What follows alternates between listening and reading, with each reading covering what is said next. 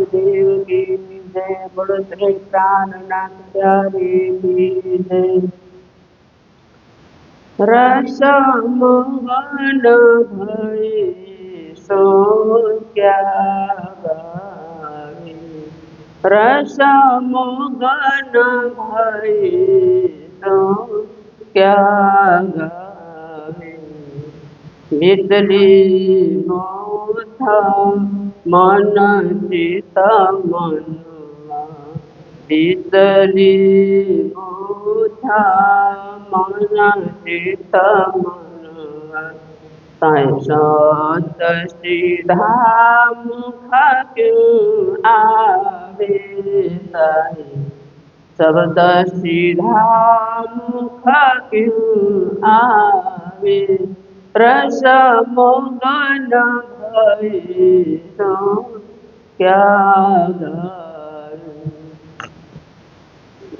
मितले नलिन श्रवण मुख रसना।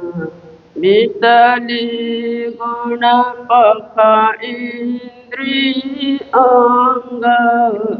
मितली भात गई गत प्रकृति।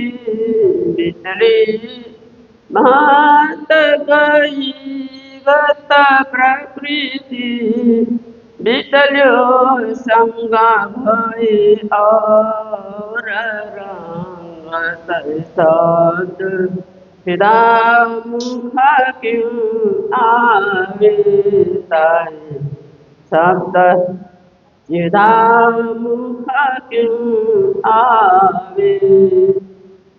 मितली दिशा अवस्था तारू। मितली सदन रही शरीर। मितली दिशा अवस्था तारू। मितली सदन रही शरीर। मितल्यो मोह अहंकार मूलाधि। मितल्यो मोह अहंकार मूलाधि। रैनो निदान आवे। निरताय शब्द सीधा मुख क्यों आवे। ताई शब्द सीधा मुख क्यों आवे। रस मोहन भये सो क्या गावे। बीतल गई गमवार पार गे। और अंगन काछुली स्थान। बीतल गई गमवार पार गे। और अंगन काछुली स्थान। पियर स्वामियों भाई महामता।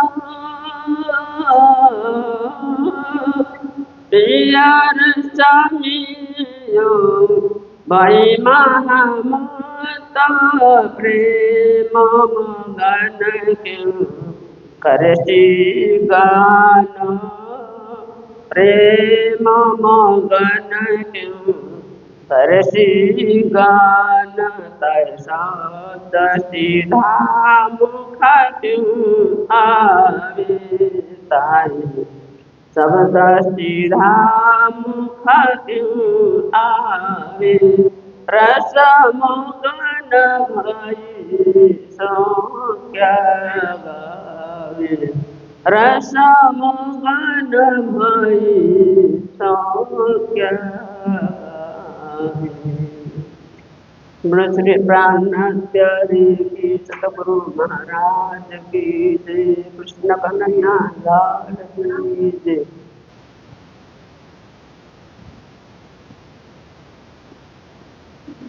ना पहचान प्रकृति की ना पहचान हुकुम। ना शुद्ध ठौर नहीं चलती, और ना शुद्ध स्वरूप ब्रह्म, और ना शुद्ध स्वरूप ब्रह्म। बोलो कृष्ण कन्हैया लाल की, श्री निजानंद स्वामी की, श्री प्राणनाथ प्यारे की, महारानी बाईजुराज की, महाराजा छत्रसाल की, गुरुजी मंगलदास महाराज की, श्री कृष्ण प्रणामी धर्म की, तीनों पुरी धाम की, सर्व सुंदर साथ की, शुद्ध नाही निराकार की प्रणाम। उपस्थित धर्म प्राण शिरोमणि सुंदर साथ जी, माताएं बहनें भाइयों, प्रातःकालीन नित्य नियम के अंतर्गत नित्य चर्चा। देखिए, नियम भी नित्य होना चाहिए, आहार भी नित्य होना चाहिए, व्यायाम भी नित्य होना चाहिए, और चर्चा कथा भी नित्य हम श्रवण करें, क्योंकि नित्य का जो नियम है वो अत्यंत शारीरिक रूप से भी आध्यात्मिक रूप से भी फायदेमंद होता है। रोज लगे रहना, आज भी कल भी परसों भी, कोई छुट्टी नहीं। जैसे नौकरी करने वाले की छुट्टी होती है ना, ऐसे ही स्कूल पढ़ने वाले की भी छुट्टी होती है, पर एक ऐसा नियम है कि छुट्टी नहीं है। जैसे हमारे शरीर में आप देखिए, कुछ अंग ऐसे हैं कि उनको छुट्टी मिल जाती है। जैसे पाँव दिन भर चलता है, रात को सोते हैं तो उसको छुट्टी मिल जाती है, वो पाँव का कोई काम नहीं है। हाथ दिन भर कुछ कुछ लेन देन करते रहते हैं, कुछ नहीं तो हाथ हिलाते रहते हैं, रात को सोए तो हाथ को भी छुट्टी। फिर आप देखिए कि कान से हम सुनते हैं, रात को उसको भी छुट्टी मिल जाती है, कोई सुनने की जरूरत नहीं है। आंख से हम देखते हैं, आंख को भी छुट्टी, रात को जब विश्राम करते हैं तो आंख भी बंद हो जाती है। पर कुछ अंग ऐसे हैं कि जिनकी छुट्टी नहीं है। जैसे पेट है तो उसको पचाते रहना है, पचाते रहना है, छुट्टी नहीं है। क्योंकि लोग देर रात होने से भी खा के ही सोएंगे, खाया हुआ रात भर में पेट को पचाना ही पचाना है। और पेट छुट्टी लेकर के बैठ जाए तो फिर अजीर्ण होकर के बीमार पड़ जाएगा व्यक्ति। इसीलिए पेट को तो काम करना ही करना है, कभी कोई छुट्टी नहीं है उसके पास। ऐसे ही हृदय को भी छुट्टी नहीं है। हार्ट बीटिंग बोलते हैं ना, हृदय की धड़कन, चलते रहना चलते रहना। जब से माँ के गर्भवास में आया तब से लेकर के मृत्यु पर्यंत हृदय को चलते रहना है, कभी कोई छुट्टी नहीं है। ऐसे ही किडनी को भी छुट्टी नहीं है, जो खून साफ करता है हमारे शरीर में है, उसको भी छुट्टी नहीं है, खून साफ करते रहना है। जो गंदा हो जाता है खून, उसको शरीर से बाहर निकाल देना है, साफ खून तैयार करते रहना है। जो अखाद्य खाते हैं उसको खून के रूप में परिणत करना है। देखिए, परमात्मा ने भी कैसे कैसे मशीनों को सजाया है हमारे शरीर में, कि हम लोग साग सब्जी चावल अन्न फल फूल खाते हैं, उससे शरीर में खून तैयार होता है। पर विज्ञान ने आज तक ऐसी मशीन नहीं बनाई कि साग सब्जी डालने से वहां से खून निकले। ऐसे मशीन विज्ञान ने आज तक तैयार नहीं किया। देखिए, आदमी बीमार होता है ना, तो उसको खून की जरूरत होती है, तो मनुष्य का ही खून उसको देना पड़ता है ग्रुप देख करके। तो ये किडनी का काम है, खून तैयार करना, खून साफ करना। कितना महत्वपूर्ण अंग है, उसको भी छुट्टी नहीं है। और फेफड़े को भी छुट्टी नहीं है। श्वास जो हम लेते हैं ना, लंग्स, उसको भी कभी छुट्टी नहीं है। बस काम करते रहो, सांस लेते रहो, लेते रहो, छोड़ते रहो। तो ऐसे ही आप देखिए, दिमाग को भी छुट्टी नहीं है, पर दिमाग के दो हिस्से हैं। एक सचेतन दिमाग कहते हैं, कॉन्शियस माइंड कहते हैं, एक अनकॉन्शियस माइंड कहते हैं। अचेतन दिमाग, सचेतन दिमाग, तो दो हिस्सा होने के कारण क्या है कि सचेत दिमाग दिन में काम करता है, वो थोड़ा आराम करता है, तो अचेत दिमाग जो है, अनकॉन्शियस जो माइंड है, वो रात को सक्रिय हो जाता है, फिर स्वप्न दिखाते रहता है। पर छुट्टी तो दिमाग को भी नहीं है। तो देखिए कि शरीर में भी आधे अंग छुट्टी लेने वाले, आधे अंग को छुट्टी नहीं है जब तक आप जिंदा रहेंगे। ऐसे ही समाज में भी आप देखिए, कुछ लोग छुट्टी ले लेते हैं, कुछ लोगों को छुट्टी नहीं है। अब घर से आप कहाँ छुट्टी लेके जाएंगे? घर का काम तो करना ही करना है, भोजन बनाना ही है, नहाना है ही है, कपड़े धोना है, घर की सफाई करनी करनी। आज रविवार है, छुट्टी है, घर की सफाई नहीं करेंगे नहीं चलेगा। रविवार है, छुट्टी का दिन है, भोजन नहीं करेंगे नहीं चलेगा। तो देखिए, निरंतर करते रहना। ऐसे ही राज्य की पूजा से भी छुट्टी नहीं मिलेगी कभी भी। आज संडे है, राज्य की पूजा नहीं करेंगे, ऐसी बात नहीं है, रोज कीजिए, उससे कोई छुट्टी नहीं है। नित्य नित्य निरंतर ऐसे भक्ति में लगे रहना है, जैसे जीवन में भी नित्य निरंतर कार्य करते हैं। हमारे शरीर के कुछ अंग भी नित्य निरंतर कार्य करते हैं, ऐसे ही हमारी आत्मा भी नित्य निरंतर राज्य की भक्ति करे, ध्यान करे, पूजा करे, पाठ करे, जप करे, नित्य पाठ करे, नित्य नियम का पालन करे।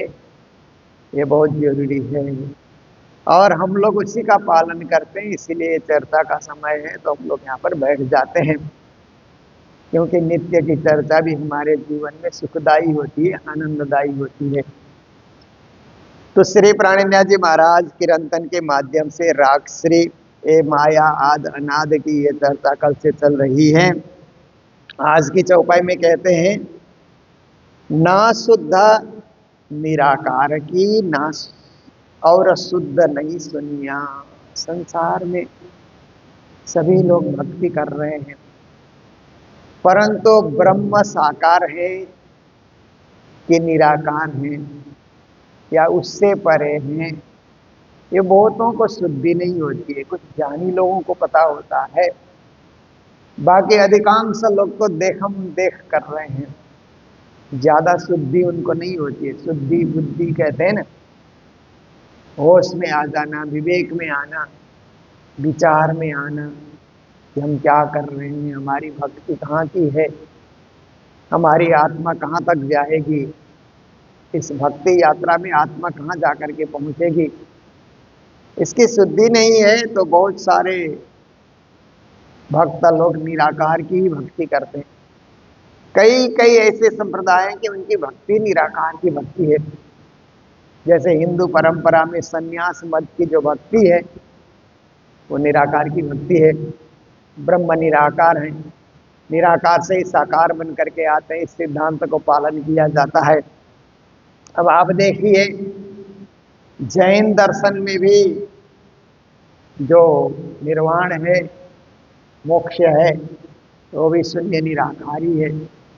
बौद्ध दर्शन में भी जो निर्वाण है वो भी शून्य निराकार है। और इस्लाम दर्शन में जो खुदा की कल्पना है वो भी निराकार है। इसीलिए इस्लाम परंपरा में खुदा की कोई नक्शा बनाए, पिक्चर बनाए तो विरोध किया जाता है।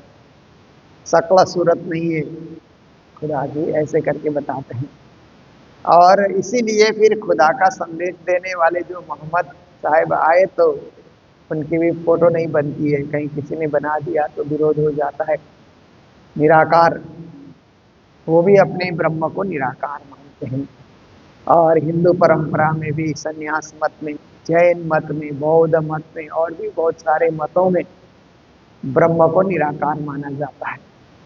और कुछ मतों में ब्रह्म को ज्योति स्वरूप माना जाता है। जैसे आप देखिए हिंदू परंपरा में ब्रह्म कुमारी है, वो ब्रह्म को ज्योति स्वरूप करके मानते हैं। पारसी लोग अग्नि की पूजा करते हैं। पारसी लोग देखिए, भारत में पारसी लोग आए तो ईरान से आए ना, ईरान देश को फारस कहा जाता था पहले, अब ईरान कहा जाता है। उसका पुराना नाम फारस है। प्राणनाथ जी ने भी वाणी में फारस करके लिखा है। तो वहाँ पारसी लोग रहते थे और उनकी भाषा का नाम पर्शियन, पारसियों के भाषा का नाम पर्शियन भाषा, फारसी भाषा।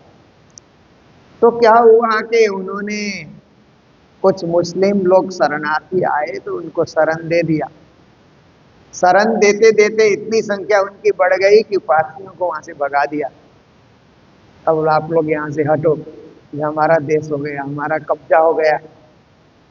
तो वहां से भगे जहाज में बैठ करके, जान बचाने के लिए, अपना धर्म बचाने के लिए, जीवन बचाने के लिए वो लोग वहां से भगे। तो बहुत सारे लोग भारत आ गए। भारत में गुजरात में वे लोग आए और गुजरात में आकर के बलसाड़ के पास में वहां से अग्नि लेकर के आया। अग्नि उनका, उनके देव का अग्नि को, अग्नि की पूजा करते हैं ना, ज्योति की पूजा करते हैं।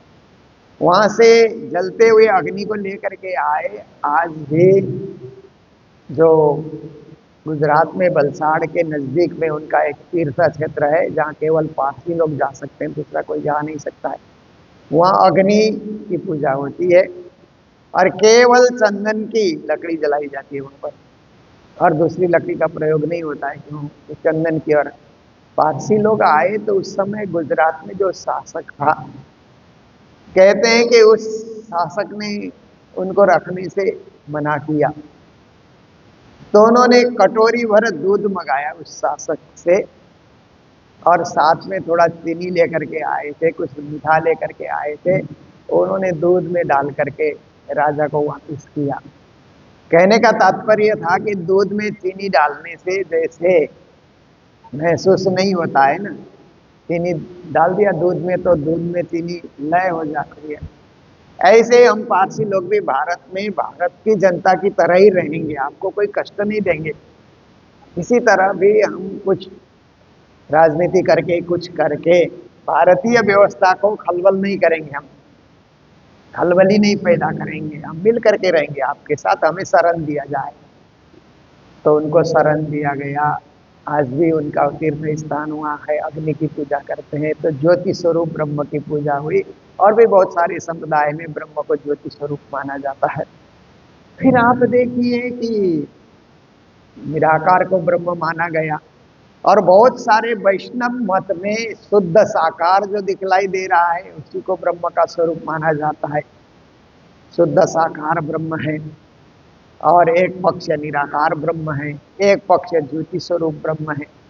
और हमारे सदगुरु देवचंद जी और प्राणनाथ जी ने कहा कि ब्रह्म सच्चिद आनंद स्वरूप है।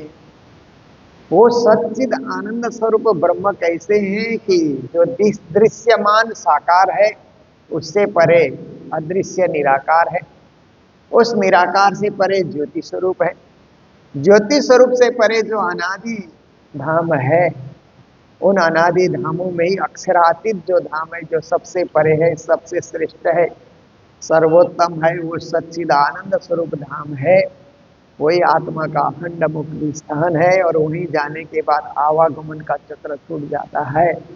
ये शिक्षा देवचंद जी महाराज ने दी, प्राणनाथ जी ने वाणी में पूरी इसी शिक्षा का उन्होंने प्रचार किया, विस्तार किया, व्यापक बनाया। तो यहाँ पर प्राणनाथ जी महाराज कहते हैं कि ब्रह्म कैसे हैं, इस विषय में लोग खोजी कर रहे हैं माया के अंतर्गत। कोई निराकार को, कोई शून्य को, कोई काल को ही ब्रह्म मान रहा है।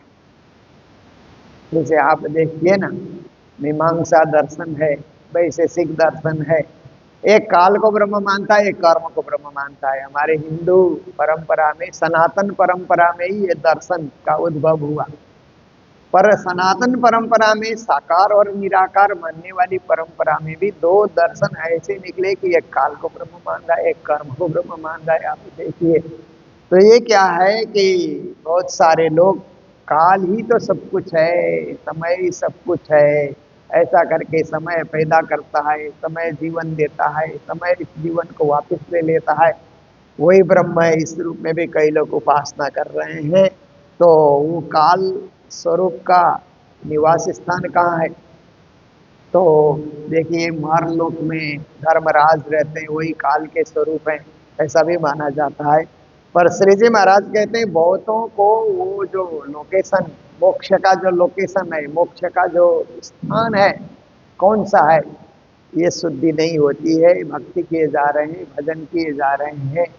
हमें तो सदगुरु ने पक्का कर दिया कि परम धाम कहाँ है, तो हम तो हद पार बेहद है, बेहद पार अक्षर, अक्षर पार वतन है, जागिए ही नगर, हमको तो कंठस्थ है। इसलिए कहीं कहीं रुकावट नहीं है, व्यवधान नहीं है, कोई बाधा नहीं डाल सकता है। हमारी सुरता, हमारा ध्यान, हमारा चिंतन, हमारी पूजा परम धाम के राजश्यामा पूर्ण ब्रह्म परमात्मा और श्यामा महारानी की हम पूजा करते हैं। पर बहुत सारे संप्रदाय में, बहुत सारे पंथ में, बहुत सारे मत में, बहुत सारे मजहब में ये बातें नहीं बताई गई है, तो लोग अंधाधुंधा कर रहे हैं और पहुंचेंगे कहाँ हैं उसका ठिकाना नहीं है। जैसे लोग दौड़ रहे थे, पर दौड़ करके कहाँ पहुंचना है पता ही नहीं है, बस दौड़े जा रहे हैं। तो दौड़, सब दौड़ रहे हैं, इसलिए हम भी दौड़े, ऐसे दौड़े जा रहे हैं। देखिए, आप देखिए, अभी दौड़ महाकुंभ मेले की चल ही रही है ना 26 तारीख तक। अब कुंभ मेला का समापन का समय आ रहा है। कितने लोग दौड़े उस महाकुंभ में जाने के लिए, क्योंकि उनको दौड़ का ठिकाना पता है ना कि गंतव्य महाकुंभ मेला है, वहां जा करके स्नान करके आना है। हजारों लाखों करोड़ों, आप देखते हैं टीवी में, न्यूज में 55 करोड़ नहा चुके हैं। इसका मतलब है भारत की जनसंख्या में से आधे लोग नहा चुके हैं। इतनी श्रद्धा, इतनी भावना, इतनी भक्ति। तो एक दौड़ की एक सीमा है, जहां जाकर के अमृत को पीना है, अमरत को होना है। एक उसकी क्या है कि एक निर्दिष्ट स्थान है। ऐसे ही मोक्ष की दौड़ में भी हम लोग भक्ति करके, भजन करके, पूजा करके, पाठ करके चले जा रहे हैं, चले जा रहे हैं। उसका ठिकाना कहाँ है बहुतों को पता नहीं होता है, पर श्री जी महाराज कहते हैं इसका पता होना चाहिए। कई लोग निरंजन को अलख निरंजन कहते हैं, विशेष करके नाथ संप्रदाय में परमात्मा को अलख निरंजन कहा जाता है। जो गुरु गोरखनाथ जी के द्वारा मचंद्र नाथ, सरपटनाथ करके जो गुरु हो गए, नाथ संप्रदाय के संस्थापक योगी, उनको कहा जाता है। तो वो लोग परमात्मा को अलख निरंजन कहते हैं। अलख का अर्थ होता है जिनको हम आंखों से नहीं देख सकते, क्योंकि परमात्मा ऐसे महान है कि हम अपने आंखों से नहीं देख सकते। आंखों से ना देख पाने के कारण अलख, दृष्टि से परे, ऐसे उन्होंने ब्रह्म का नाम धराया। फिर निरंजन का अर्थ भी होता है, अंजन भी आंख को ही कहते हैं। आंख से नहीं देख पाने के कारण निरंजन, वही शब्द वही है, संस्कृत के ही ये दोनों शब्द है, अलख निरंजन। तो वही महामंत्र का जाप होता है, अलख निरंजन, अलख निरंजन, ऐसे करके महामंत्र का जाप होता है।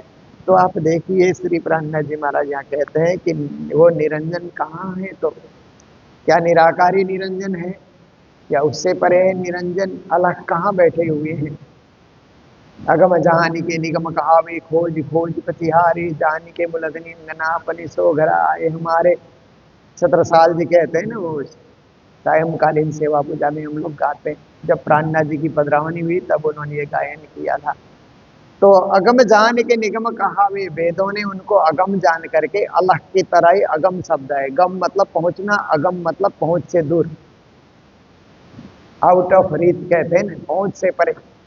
तो ऐसे होने के कारण निगम, वेदों ने अपना नाम निगम रखा। निगम कल्प तरोर गलितम फलम कहते हैं ना, वेद को निगम कहा जाता है। तो श्री छत्रसाल महाराज कहते हैं कि हम भी निगम निगम सोच रहे थे, पर जानी के मूलधनी अंगना अपने सोघर आए हमारे। पर हमारे मूलधनी प्राणनाथ जी महाराज तो मेरे को अंगना समझ करके, अपनी एक सखी समझ करके, शाकुंडल सखी समझ करके मेरे घर में ही आए। मुझे परब्रह्म का बोध कराने के लिए। मुझे कहीं जाना नहीं पड़ा ढूंढने के लिए। गुरु की खोज में लोग कहाँ कहाँ जाते हैं, पर तो मेरे तो घर में ही आ गए। तो घर आए हमारे, और अकेले नहीं आए, श्री ठकुरानी जी सखी अन्न शुद्ध बालो लेकर संग पधारे। साथ में ठकुरानी जी भी है, परम धाम की श्यामा महारानी भी तेज बाई के रूप में, तेज कुंवरी के रूप में आई हुई है, और सखियां भी साथ में, सुंदर साथ की मंडली है तो साथ में परम धाम की सखियां भी है।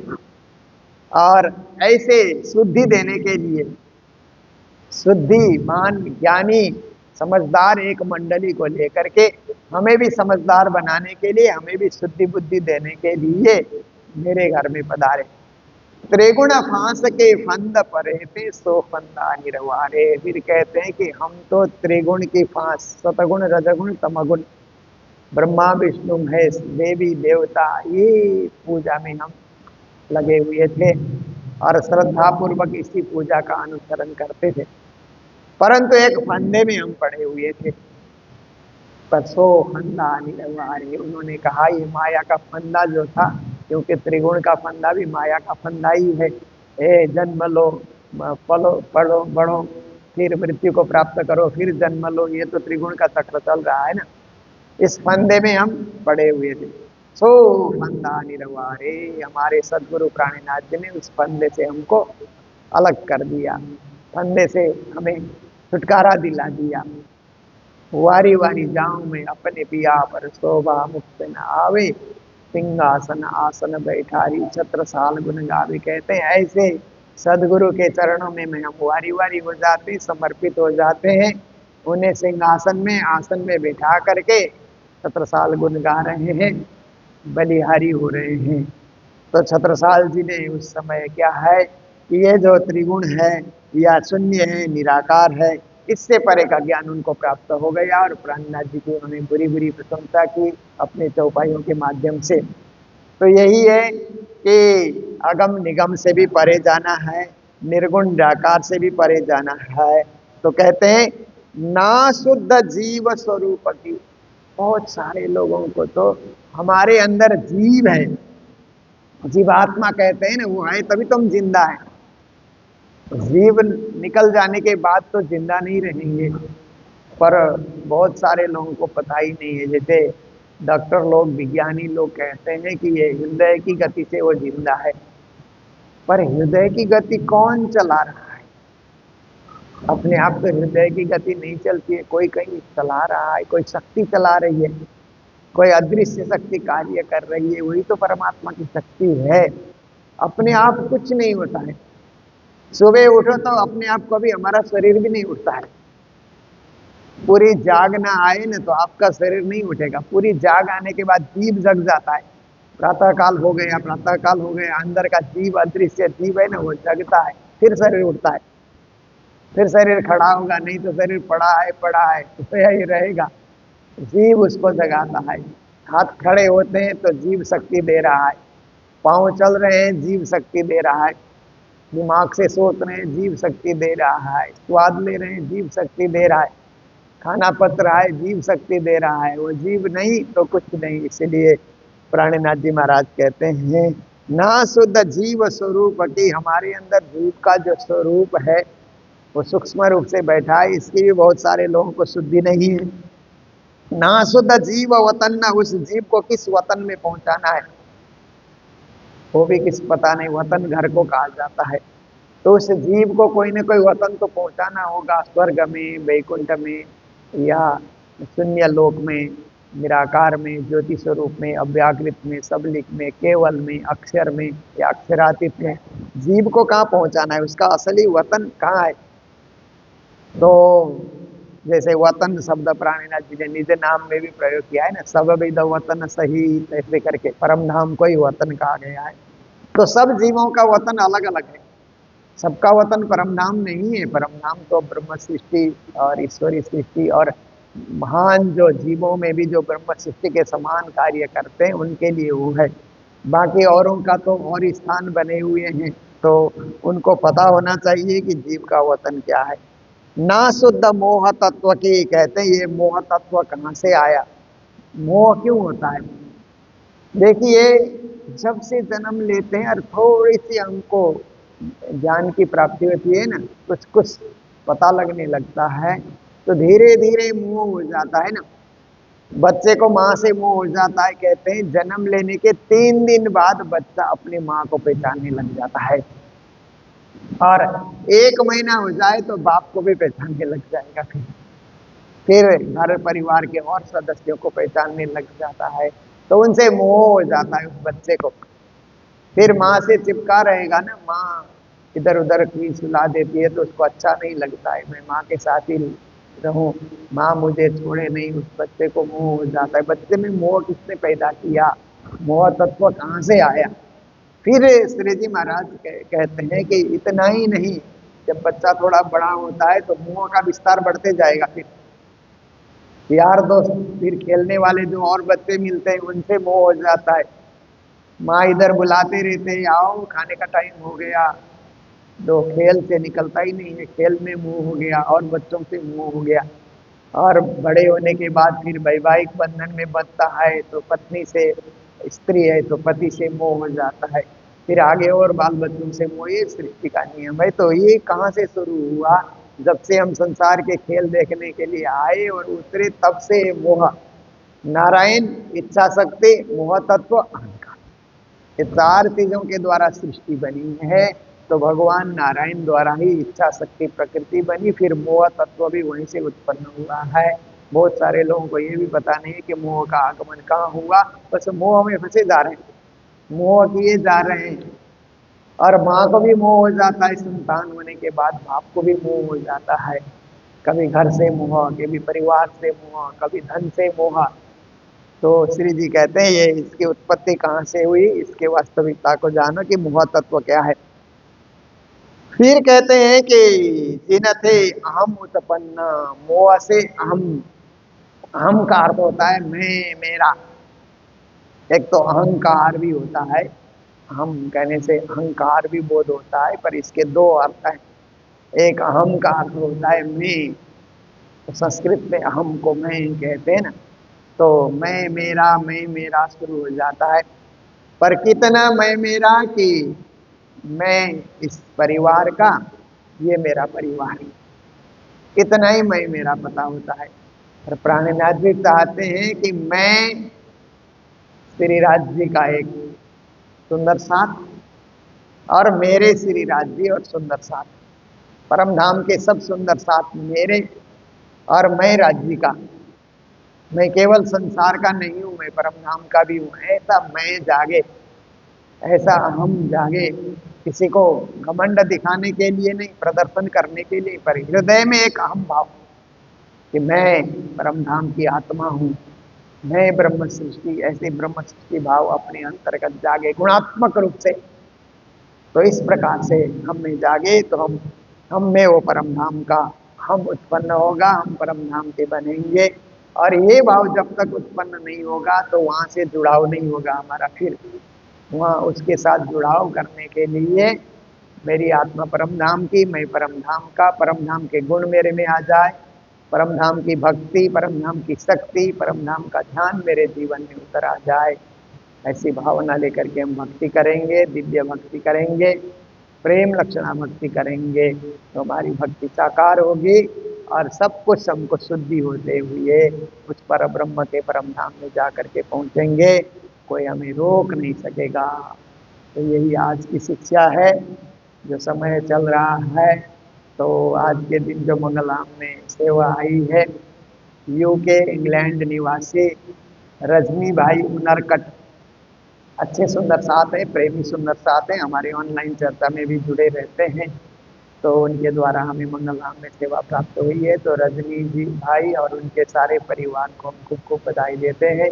हम कभी विदेश की यात्रा जाते हैं तो उनके घर में भी इंग्लैंड में जाने का मौका मिल जाता है। तो ऐसे प्रेमी सुंदर साथ जो देश विदेश में रहते हैं, वक़्त वक़्त पे मंगल धाम में सेवा भेजते रहते हैं, उन सबको मंगल बधाई देते हुए आप सबको विदित है कि अभी महाकुंभ के मेले में हमारा शिविर बहुत अच्छा चला, रोज भंडारे चलते रहे, बहुत अच्छा कार्यक्रम चला।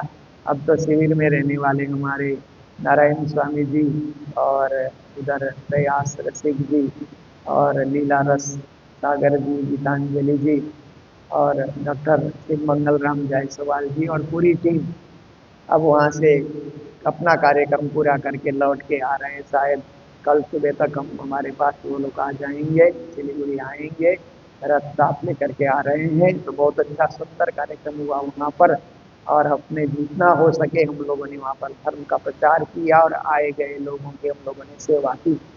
तो अब कालिम्पोंग में जो 108 पारायण हो रहा है इच्छे मंदिर में, प्राचीन मंदिर में 8 मार्च से है। अब धीरे धीरे 15 दिन ही बचे हैं, ज़्यादा नहीं बचे हैं। तो हम लोग वहाँ पर 108 पारायण करेंगे। सारा प्रवचन, भंडारा, वाणी चर्चा, भागवत कथा, कृष्ण कथा, सब कुछ, शिविर भी रखेंगे वहाँ। सब कुछ कार्यक्रम सुंदर से वहाँ भी होगा। फिर उसके बाद इटहरी में अप्रैल के महीने में 6 अप्रैल से इटहरी का कार्यक्रम है। आप सभी लोग भी वहाँ पर पधारे, कालिम्पोंग भी आए, रुके, नहीं रुकने की स्थिति है तो सुबह जा करके दर्शन करके शाम को भी लौट के आ सकते हैं। ऐसे इटहरी भी सुबह जा करके शाम को आ सकते हैं। तो जो सुंदर साथ कालिम्पोंग में पारायण की सेवा कुछ लोग दे चुके हैं, कुछ लोग दे रहे हैं। कालिम्पोंग की सेवा है 2100 पारायण की सेवा, और इटहरी की सेवा है 7000, इसलिए कि वहाँ हॉस्पिटल में सेवा लग जाए, इसलिए हम लोगों ने वो सेवा रखी है 7000 की। जो भी हमारे ऑनलाइन सुंदरता भी मुझे सेवा भेज रहे हैं, प्रत्यक्ष जो बैठे हैं, उन सबसे भी सादर आग्रह है कि आप लोग सेवा करना चाहेंगे तो जरूर मेरे से संपर्क करेंगे। इन्हीं शब्दों के साथ आज के प्रसंग को विराम दो। बोलो सतगुरु महाराज की, श्री प्राणनाथ प्यारे की, सर्व सुंदर साथ की, ना शुद्ध जीवा स्वरूप की, ना शुद्ध जीववताना, ना शुद्ध मोह तत्व की,